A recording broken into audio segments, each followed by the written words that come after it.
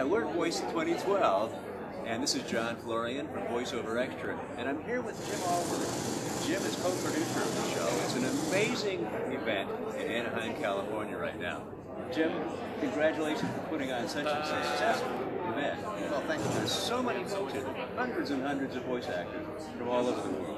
All over. We've got people from Turkey, from Australia, from Uruguay, from Ireland, from the UK, from Canada, just all over. That's amazing. There's a number of people who have been here for your show back in 2007, and this is the fourth version of it, right? Yes, this is the fourth VoiceOver International Creative Experience. Yeah. I always have to look up to see what that is. But everyone says, we're going to Voice? Voice 2012. Yeah. There's a lot of new people here, too. And they're looking to find out about voice acting, and especially in home studio, too. Exactly. You wrote the book. You wrote the book. Yes, the Art of Voice Acting. Oh, The Art of Voice Acting. Currently in its fourth edition. It's on about a 4-year cycle, so there'll be another edition coming up in just a couple of years. This is the book. It's been so well received. It's used by at least a dozen universities as a primary textbook. It's become sort of the standard of the industry, what people tell me. So, how do we get it? Well, you can get it through, it's available anywhere. At bookstores, Amazon.com, or you can get autographed copies directly through VoiceActing.com. All right. Well, you're the person to ask not only about the show stuff here, but about home studio. I've had a lot of questions for me about home studio here, and there's a lot of new members. What is the main thing to consider when you're setting up a home studio? Well, aside from the essential equipment that you need, and that can be purchased for about $500 or less. Such as? Not including the computer. Well, you need a microphone stand, a copy stand, some of the things, those essentials. But probably the single most important part of the home studio is the acoustics. And creating an acoustically quiet and dead environment for recording, which means a recording area that doesn't sound like you're in a bathroom. And it has to sound like $1 million recording studio, even though you have it in a closet at your home. And it can be done, and it can be done very effectively. And one of the exhibitors here at Voice 2012 is Vocal Booth to Go, which is an offshoot of moversupplies.com. And moversupplies.com, basically part of what they provide is professionally redesigned movers blankets, which they came from the film industry. The sound people in the film industry needed to create on location ways of recording voice tracks and audio. And they went to moversupplies.com and redesigned the movers blankets, made them extra thick, heavy duty, put grommets in them so they could hung. And it's kind of the standard now in the film industry is you'll see these blankets all over the place. Interesting. And we can get them directly from moversupplies.com. It's the producer's choice sound blankets, which are just awesome. And here at Voice 2012, they're introducing their new line of Vocal Booth to Go. So they're prefabricating freestanding vocal recording environments using the blankets and superstructures of, they've got the pipes and everything to build a freestanding vocal booth. That's amazing. It's awesome, That's right. and they sound great.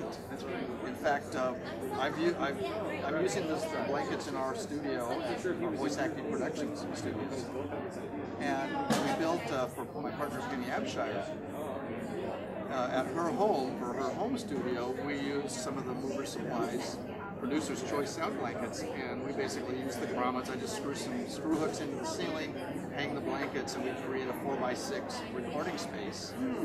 Put a light in there, a music stand, a copy stand, and we're ready to go. So this just helps the acoustics for the room. That sounds like a bathroom. Exactly. How about when the lawnmower guy is outside? Well, these are sound deadening, sound treating. It's not soundproofing.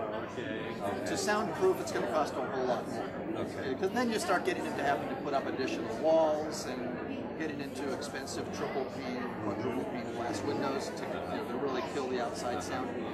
These products, the Vocal Booth to Go booths and the Mover Supplies Producer's Choice sound blankets, these all provide acoustic deadening. They will kill the reverberations in the room, they will kill the echoes, the standing waves. They will do an excellent job of creating a high-quality recording environment. Now, if the lawnmower is running outside, the gardener's running his leaf blower, the helicopters are flying overhead, we have to wait until those are out of the way. Yeah, we just have to stop down and wait a few minutes. How would this typically work now? The computers or laptops that we use would have a little fan noise. Right. So we enter the booth. Before we do that, we turn it on and go on to the record. Yeah, we keep the computer outside. That keeps the fan noise outside.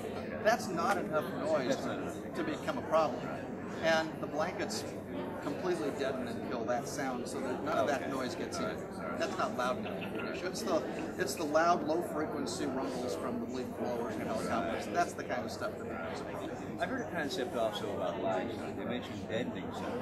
What's typically live and dead sound? What's that all about? Well, when we're talking live versus dead, we're usually referring to reverberation, which is echo in its simplest form. And there are some situations where we want to have a little bit of a brightness to the voice or the sound, but that is something that can always be added later by the editors, by the recording studios who are producing the commercial. Ultimately, as voice actors, we want to provide a very clean, high-quality, unprocessed, in most cases, dead, flat recording. So we don't want to have any reverberations. We don't want to have any echoes in there. And these products absolutely do that job. You mentioned these products. Well, this is a portable version of the booth. All right. That's available. Very affordable, and it does a great job. It packs small and weighs just a couple of pounds. Very easy to transport. Fits on an airplane. It does a great job. So it works. You put the microphone. You put the microphone in there. There's actually a light in the back where you can turn the light on so you can actually see what you're doing. There's a place to put a script in the back, and there's room to work. And you have the microphone inside of this. In any kind of recording environment, the important thing to keep in mind is to keep a acoustically dead zone around the microphone. So by placing a microphone in something like this, you put the microphone so it's behind the front plane, or the plane opening. As a speaker, then, would I have to put my head inside too? Not very far. Okay. And you can put the microphone in off to the side and have your script, and so you're talking across the mic, and the microphone is still inside the acoustically dead environment, so the reverberation of the room is going to be greatly minimized. If you're in an echoey, like if you put this in a bathroom, which is all tiled, there's a lot of echo there. And there's a certain amount of that echo is still going to leak in from the front. So we want to be able to deaden that as much as possible. So you might have to put the microphone in the back, and you might have to put your head inside these to really make it work to optimum performance. But ideally, we want to be able to have the space, more open space, where we can record. So the ideal situation is something like these booths, the portable booths, and they're freestanding. You set it up in an extra bedroom or a corner of a room someplace, and they're good to go.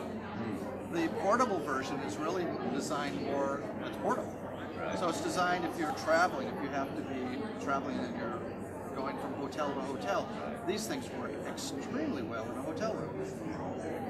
Up until recently, we used to have to take the quilts or the blankets off of the bed in the hotel room and throw them over our heads in order to create something that this does for us. Yeah. So they're really wonderful. Yeah. Now, in a house, setting up a booth like this, you have your chair, you can stand, you can sit, right? You have a little table. Exactly. Yep. Exactly. So they do a great job. And ventilation. You might be sitting inside. Yes. How do we do that? The freestanding booths have a ventilation fan with a remote control, so you can be inside the booth and have the fan on while you're talking to your producers or your directors. And when you're ready to record, just push the button on the remote and it turns the fan off so that you can be having a totally quiet environment while you're recording. And then between takes, you turn the fan on, get the air moving a little bit, turn it off again for the next take. Works great. Perfect. Yeah. Yeah, these phones, they've thought of everything. Yeah. It's wonderful. I love these. What have I not thought of to ask you? I think you've pretty much covered it all. That's great. Thank you, Jim. Thank you, John. So Nice glad to to meet have you. you with Thank you so us much. here at Voice 2012. Thank you.